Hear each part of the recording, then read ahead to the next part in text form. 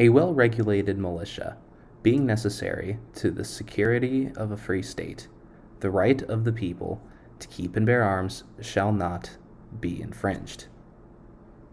That is the full text of the Second Amendment to the United States Constitution. Why are these words so important today?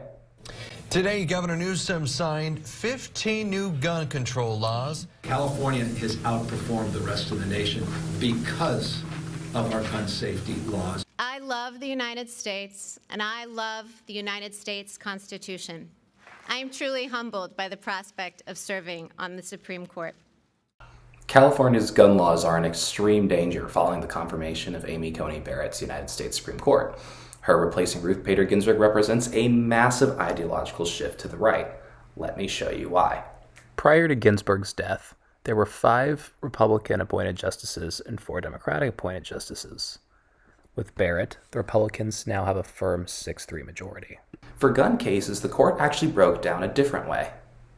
The court has not ruled on a Second Amendment case since 2010, but over the past several years, 4 of the court's 5 Republican-appointed justices have signaled a willingness to hear a new gun case and expand the scope of the Second Amendment. With Ginsburg leaving and Barrett coming on board, it gives the court a firm 5-justice majority in favor of expanding the scope of the Second Amendment. What does this mean for California? The state has an array of gun control laws, from high-capacity magazine bans to assault weapons restrictions to age limits to much, much, much more that is all in danger in the courts. To understand the legal theory that could take down most of California's gun laws, let's talk about something called originalism and someone named Antonin Scalia.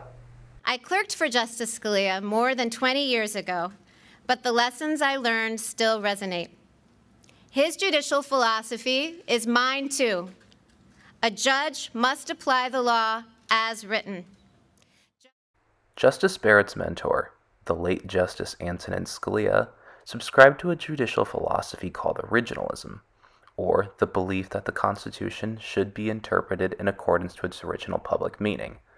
In other words, the Constitution means today what it meant at the time it was written. What does this mean for guns?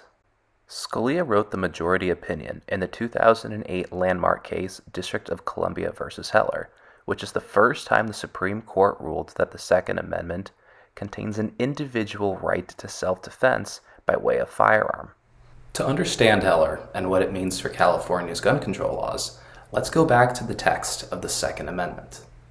This pink part here is called the prefatory clause, and this green part is called the operative clause.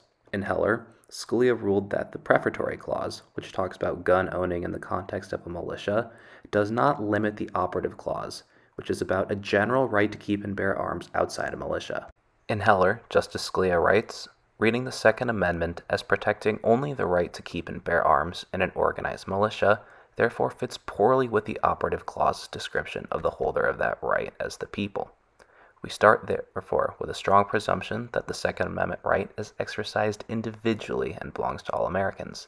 There seems to us no doubt, on the basis of both text and history, that the Second Amendment conferred an individual right to keep and bear arms. Under this meaning of the Second Amendment, Scalia and 4 other justices struck down a District of Columbia ban on handguns because handguns are a popular self-defense weapon.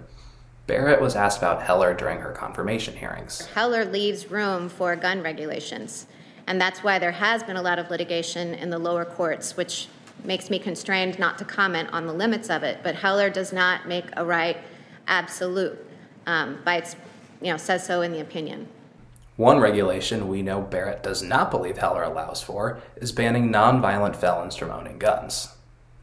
During her time on the Seventh Circuit of Appeals, Barrett dissented in a case called Cantor v. Barr, which upheld a Wisconsin law barring all felons, even nonviolent ones, from owning firearms. My opinion in Cantor shows how I approach questions as a matter of judicial philosophy. I mean, I spent a lot of time in that opinion looking at the history of the Second Amendment and looking at the Supreme Court's cases.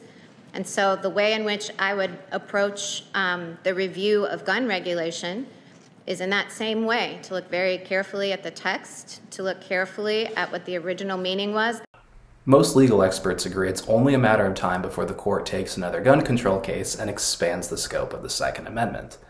When it does, there will be massive, massive implications for California. Eric Ting, Peninsula Press.